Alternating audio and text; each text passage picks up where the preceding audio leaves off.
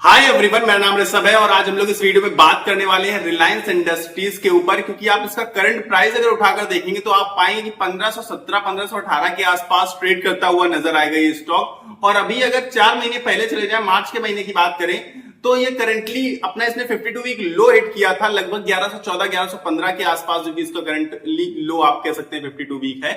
लेकिन 4 महीने के अंदर इसने कितने रिटर्न्स दे दिए, आपने कभी ये सोचने की कोशिश करी? 36% के रिटर्न्स दिए हैं इसने विद इन 4 मंथ्स। और खास बात पता है क्या है कि लार्ज कैप कंपनी में जब आपको 36% के रिटर्न्स मिले, वो भी 4 महीने के अंदर, तो ये बहुत बड़ी बात हो जाती है। इनफैक्ट मैं अपनी चीज को करेक्ट करना चाहूंगा कई बात को कि ये लार्ज कैप नहीं है, देश की सबसे लार्जेस्ट कंपनी है रिलायंस इंडस्ट्रीज। और उसके अंदर अगर आपको 36% के रिटर्न्स मिल रहे हैं विद इन 4 मंथ्स, और साथ ही साथ आपका पैसा मोस्ट सेफ कंपनी के अंदर इन्वेस्टेड है। और सबसे ज्यादा अच्छी चीज ये है कि जब मार्केट उठेगा तो देखिए सारे स्टॉक उठते हैं तो अच्छी चीज है, लेकिन जब मार्केट गिरता है ना, तो रिलायंस जैसे अच्छे स्टॉक सबसे कम गिरते हैं। ये आपकी सबसे ज्यादा सेफ्टी हो जाती है इसमें कि आप चाहें तो अपना पैसा काफी हद तक सुरक्षित कंपनी में भी इन्वेस्ट कर सकते हैं, और रिटर्न्स के मामले में भी बहुत जोरदार रिटर्न्स अक्सर ये दे दिया करता है। खैर, हम इस बात को आगे बढ़ाना शुरू करते हैं। तो इसका मतलब क्या है, समझ रहे हैं आप लोग? विनोद आप समझ रहे हैं इसका मतलब क्या है? मतलब ये कि इस स्टॉक के अंदर, रिलायंस इंडस्ट्रीज के अंदर कुछ बड़ा हो रहा है, बड़ा चल रहा है। नॉर्मल सी बात है, और जितनी चीजें बाहर आ पाती है, जितनी न्यूज निकल कर आ पाती है, हो सकता है उससे भी बड़ा चल रहा हो कुछ अंदर में भी। क्योंकि जिस हिसाब से ये स्टॉक रैली दिखा रहा है, गिरने का नाम नहीं ले रहा, जबकि लगभग 20 लाख करोड़ के ऊपर की कंपनी है, इसके बावजूद गिरने का नाम नहीं ले रही, लगातार स्टॉक प्राइस रॉकेट होता जा रहा है। इनफैक्ट अगर आपको मैं टारगेट निकाल कर बताऊं तो 1811 का मैक्सिमम टारगेट से लगभग दिया गया है, जो कि इसके लिए शायद 2-4-6 महीने के अंदर अचीवेबल टारगेट हो सकता है, कि जिस हिसाब से ये स्टॉक रैली दिखा रहा है। पर जितनी न्यूज निकल कर आ रही है उसको तो हम कवर कर ही सकते हैं इस वीडियो में, तो उसी कवर करने के लिए मैंने वीडियो बनाया है। तो बता देते हैं आपको रिलायंस इंडस्ट्रीज के बारे में। 2 न्यूज निकल कर आ रही है, और उन दोनों न्यूज में 2 बड़े आईपीओ के बारे में बात हो रही है। 2 बड़े आईपीओ लाने की ऑलमोस्ट तैयारी हो चुकी है। जियो के बारे में तो आप देख सकते हैं, जो भी एप्लीकेशन यूज करते हैं ग्रो वगैरह, तो उसमें जियो का तो दिखाता भी है ऑप्शन की भैया आने वाला है, कभी कब आ जाए, कितना प्राइस होगा, क्या होगा, वो सब नहीं शो करता, लेकिन आने वाला आईपीओ ये शो करता है। और अब एक और अनाउंसमेंट हुआ है अभी जस्ट कुछ दिन पहले कि रिलायंस रिटेल को भी वो लोग आईपीओ लेकर आ रहे हैं। और जब रिलायंस जैसी बड़ी कंपनी से 2 आईपीओ निकल कर आएंगे, तो आप यकीन मानिए कि लगभग 20,000 करोड़ के आसपास का जियो के बारे में बातचीत चल रही थी। तो ऐसे ही बड़े बड़े और बहुत बड़े, हम कह सकते हैं, 2 आईपीओ लाने की तैयारी में है देश की सबसे बड़ी कंपनी और देश के सबसे अमीर आदमी मुकेश अंबानी जी रिलायंस कंपनी के साथ 2 बड़े आईपीओ लाने की तैयारी कर रहे हैं। और खास चीज पता है क्या है?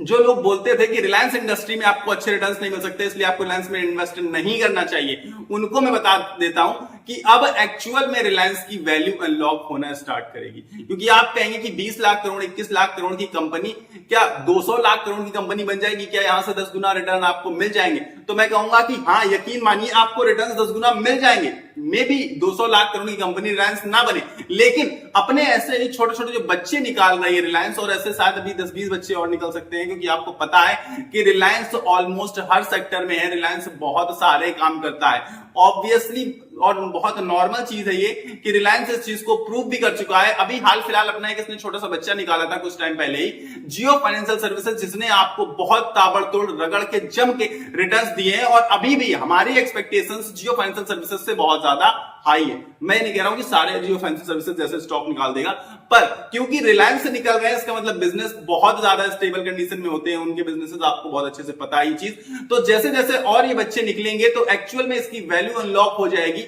जो आप पाएंगे कि जियो फाइनेंशियल सर्विसेज 2 लाख करोड़ से ऊपर की कंपनी आज खड़ी है।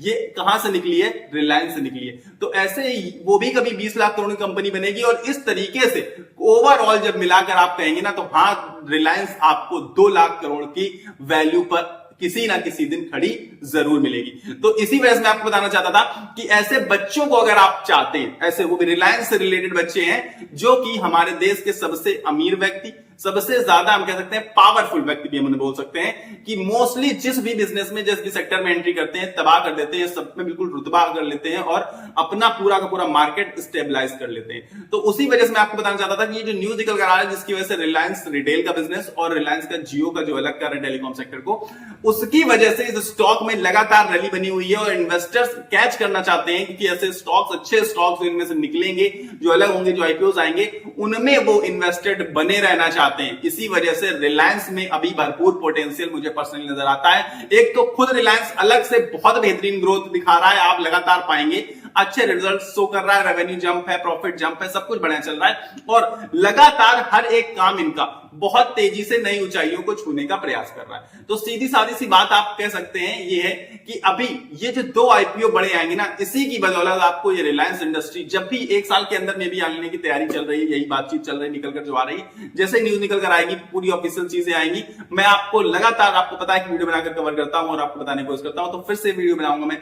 लेकिन अभी फिलहाल मैं आपको बता रहा हूं कि 2 आईपीओ लाने की तैयारी कर रहे हैं और दोनों आईपीओ के बारे में आपको ऑलरेडी बता चुका हूं। और इन आईपीओ की सिर्फ न्यूज की दम पर जब ये ऑफिशियल हो जाएगा ना, इसके बाद तो आप पाएंगे रिलायंस खुद भी 3000 के आसपास ट्रेड करता हुआ उस समय आपको नजर आएगा, शायद ये 1-1.5 साल के अंदर हो जाए।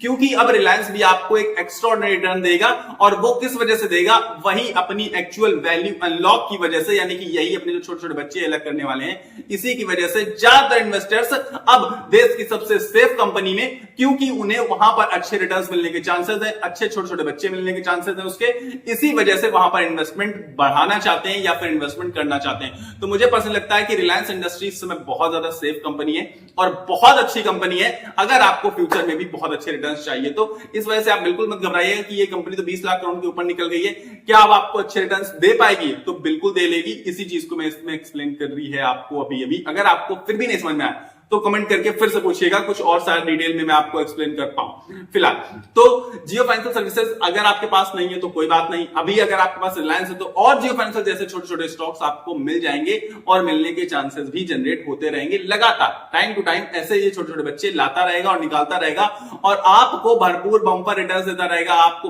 बहुत अच्छे से मुनाफा कमाता रहेगा। यानी कि आपका प्रॉफिट तभी है जब आप रिलायंस इंडस्ट्रीज में इन्वेस्टेड है, क्योंकि सबसे ज्यादा सेफ साइड हो जाता है कि आपका पैसा कहीं डूबेगा नहीं, डूबने के चांसेस खत्म हो जाते हैं। ऑलमोस्ट हम सबको पता है कि रिस्क है, पर ऑलमोस्ट खत्म कर देता है रिलायंस इंडस्ट्री, क्योंकि रिलायंस इंडस्ट्री हमारे देश की सबसे बड़ी कंपनी है। वहां पर जब आप इन्वेस्टमेंट होते हैं तो आपके पैसा डूबने के चांसेस खत्म हो जाते हैं और साथ ही साथ अगर इतने प्यारे रिटर्न्स मिल जाए सबसे बड़ी कंपनी में और इसके अलावा छोटे छोटे बच्चे मिलते रहे हमें टाइम टू टाइम, तो मेरे हिसाब से तो उससे बेस्ट स्टॉक कोई हो ही नहीं सकता है आई गेस। और आपको भी यही लगता होगा। अगर आप मेरे जो ओपिनियन है उसके साथ सहमत है तो मुझे कमेंट बॉक्स में जरूर से जरूर बताइएगा। अब मैं आपको लास्ट में बता देता हूं कि मैं सेबी रजिस्टर्ड नहीं हूं तो मैं आपको बाय एसएल रेटिंग नहीं दे सकता हूं। तो अगर आप कोई फाइनल कॉल ले रहे हैं बाय एसएल की तो अपने एनालिसिस के बेसिस पर लीजिएगा या फिर अपने फाइनेंशियल एडवाइजर से पूछ कर लीजिएगा।